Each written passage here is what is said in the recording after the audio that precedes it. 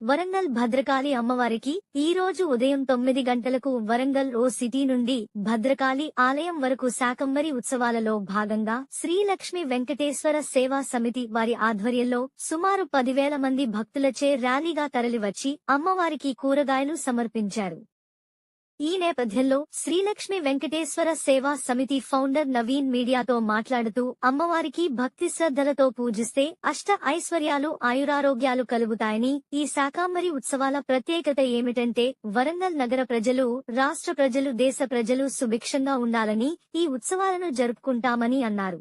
సుమారు తెలంగాణ రాష్ట్రంలోని 33 జిల్లాల వారీగా మహిళలు వారి ఇంటి నుండే కూరగాయలను తీసుకువచ్చి అమ్మవారికి సమర్పిస్తున్నారు. ఇలా సమర్పించడం ద్వారా వారి కుటుంబంలో ఆర్థిక సమస్యలు, ఇబ్బందులు తొలగిపోతాయని తెలిపారు.